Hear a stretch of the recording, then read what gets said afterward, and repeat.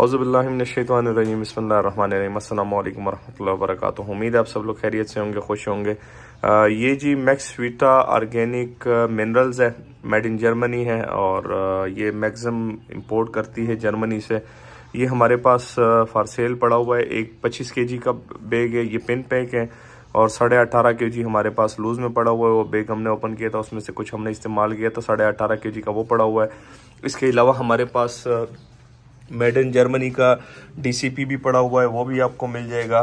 तो DCP और mineral में जो भी आपको चाहिए होगा ये हमारे पास फॉर सेल अवेलेबल है। मिनरल भी अवेलेबल है और जो इसकी मार्केट प्राइस है उससे कम रेट में आपको मिलेगा। जिस भाई को चाहिए डिस्प्ले पे हमारा नंबर है और 0335597966 व्हाट्सएप पे आप कांटेक्ट कर सकते हैं। इसके अलावा हमारे पास कुछ मेडिसिन भी पड़ी हुई है काफ़ी सारी, उसमें कुछ वाइल्स बंद है, मतलब कुछ ब्रांड न्यू है और कुछ हमने ऑलरेडी ओपन करके कुछ उसमें से इस्तेमाल किए और कुछ बीच में पड़े, वो भी मार्केट रेट से आपको सस्ते मिल जाएंगे। तो जिस भाई को मिनरल DCP और मेडिसिन चाहिए गोट शीप और काउस बफेलो मतलब गाय भैंसों के लिए, तो वो हमसे व्हाट्सएप पर रब्ता कर सकते हैं।